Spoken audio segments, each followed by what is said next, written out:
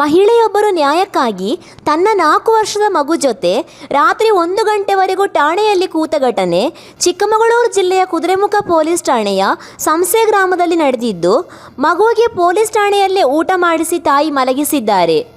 ಯುವಕರ ಅಸಭ್ಯ ವರ್ತನೆ ಹಾಗೂ ಗಂಡನಿಗೆ ಜೀವ ಬೆದರಿಕೆ ಇದೆ ಎಂದು ಮಹಿಳೆ ದೂರು ನೀಡಿದ್ದು, ಆರೋಪಿಗಳ ವಿರುದ್ಧ ಎಫ್ಐಆರ್ ದಾಖಲಾಗದೆ ಮನೆಗೆ ಹೋಗಲ್ಲ ಎಂದು ಪಟ್ಟು ಹಿಡಿದ ಮಹಿಳೆ ಪೊಲೀಸ್ ಠಾಣೆಯಲ್ಲಿ ಉಳಿದುಕೊಂಡಿದ್ದಾರೆ.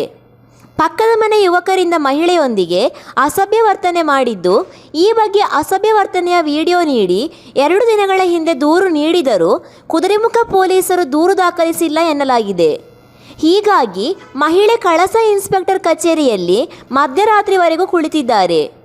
ಮಹಿಳೆಯ ಆಕ್ರೋಶ ಹಿನ್ನೆಲೆಯಲ್ಲಿ ಪೊಲೀಸರು ಮಧ್ಯರಾತ್ರಿ ಯುವಕರ ವಿರುದ್ಧ ಎಫ್ಐಆರ್ ದಾಖಲಿಸಿದ್ದಾರೆ. ಅಸಭ್ಯ ವರ್ತನೆ ಮಾಡಿದ ನವೀನ್, ಶ್ರೇಯಾಂಶ್ ಎಂಬ ಆರೋಪಿಗಳ ವಿರುದ್ಧ ಪೊಲೀಸರು ಎಫ್ಐಆರ್ ದಾಖಲಿಸಿಕೊಂಡಿದ್ದಾರೆ. ಆಯ್ತಾ, ಬಾಡಿಗೆ ಕ್ಲಾಸ್ ಬಂದು ವಿಂಡೋ ಹಾಕಕ್ಕೆ ಬಾಡಿಗೆ ನಾವು ಕಟ್ಟೋದು, ನೀನಲ್ಲ ಕಟ್ಟೋದು ಬಾಡಿಗೆನ. ಆಯ್ತಾ, मैं तुमको बोला भैया ನಿಮಗೂ ಬೇಕಂತ ನಾವು ಇವಾಗ ಎಷ್ಟು ಮಾತಾಡಿದ್ರಿ ನೀವು ಇವಾಗ ನೀವು ಏನೇನ್ ಮಾತಾಡಿದ್ರಿ ಈಗ ಸೇರ್ಕೊಂಡು ಅಲ್ಲ ಪ್ಯಾಂಟ್ ಬಿಚ್ಚಿ ತೋರಿಸ್ತಿದಾರಲ್ಲ ಅವರು.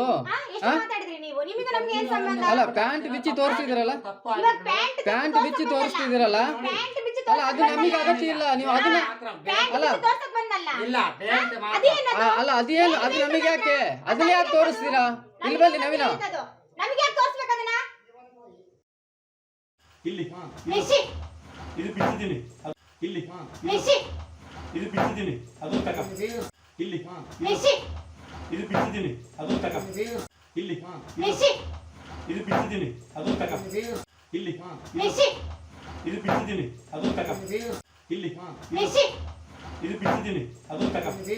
ಇಲ್ಲಿ ನಿಶಿ ಇದು ಬಿಚ್ಚಿದ್ದೀನಿ, ಅದು ತಕ. ಇಲ್ಲಿ ನಿಶಿ ಇದು ಬಿಚ್ಚಿದ್ದೀನಿ, ಅದು ತಕ.